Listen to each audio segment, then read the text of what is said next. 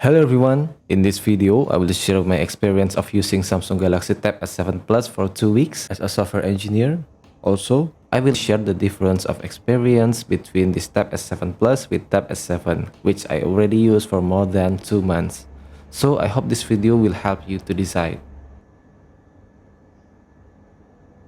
Let's talk about in-display fingerprint scanner. I thought fingerprint scanner will be very slow because of tempered glass. Turns out that it's still very fast. But still, the Tab S7 fingerprint scanner is way faster. In here, we have optical in-screen fingerprint scanner. An optical in-screen fingerprint scanner uses light, and an optical fingerprint scanner wasn't affected by screen protector.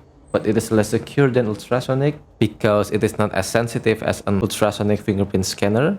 Also, optical fingerprint sensor can only be installed on an OLED panel. This is probably one reason that Tab S7 uses an optical fingerprint sensor.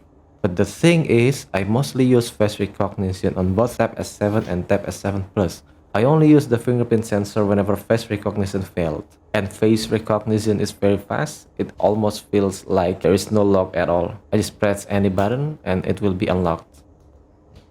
Next thing that I really appreciate on this Tab S7 Plus is display size and dimension. After using this for 2 weeks, I like that now I can have a bigger display. Previously on Tab S7, I only have an 11-inch display. With this bigger display, I have a better coding experience. Also, my presentation now better because the presentation screen size is now bigger. There will be more information on my presentations while keeping them readable. Also, with this big size, I don't feel like I use a bigger tablet. It is more like I using a smaller ultra-thin laptop. And whenever I use it without keyboard, this guy is so big. It is hard to use it without stand for a long period. My hand will get cramped because it is so heavy. For Tab S7 Plus, I use tempered glass also, just like my Tab S7. Because of tempered glass, the keyboard cover cannot be closed correctly whenever I use Tab S7 Plus stand. This is because the tempered glass creates more space between the magnet of the keyboard cover and the magnet on Tab S7 Plus, so it is not closed completely in this position. But if you laid it down, it will be fully closed. Opening the keyboard cover will also trigger face recognition, so once you open the keyboard cover, it will be automatically unlocked.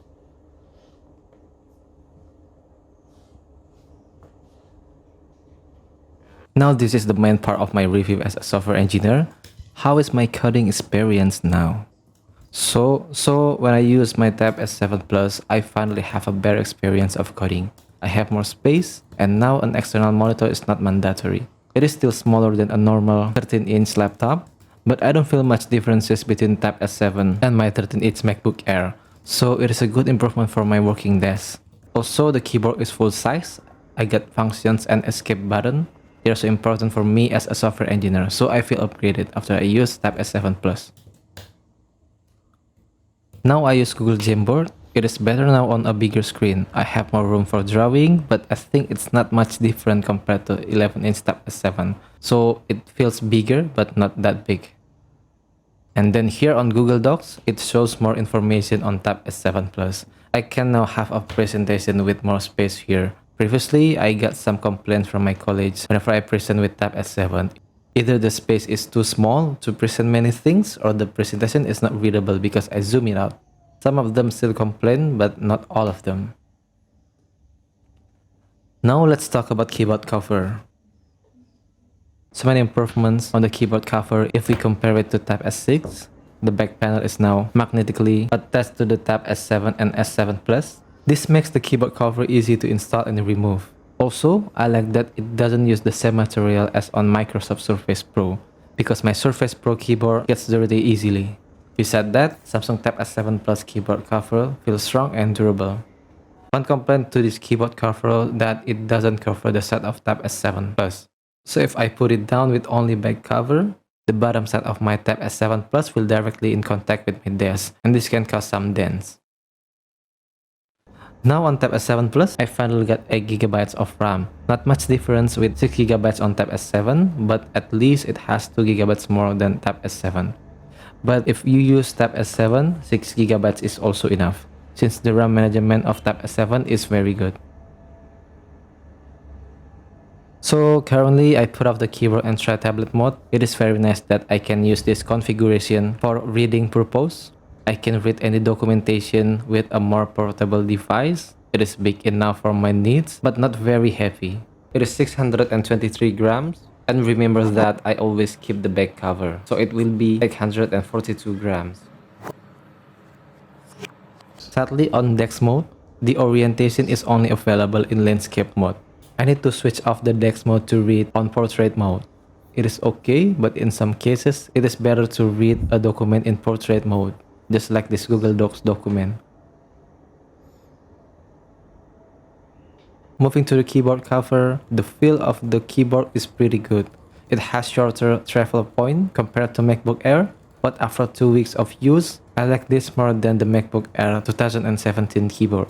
It is lighter, not too noisy, but still produces some sound that nice to feel and hear. Sadly, the touchpad is not as good as the keyboard. It is too clicky, quite hard to press, also the multi-touch gesture is not good, at least until I render this video. Now let's talk about S Pen. Tab S7 Plus S Pen is the same as Tab S7 S Pen. I have used this previously and I just realized now that I feel the button is somehow off place.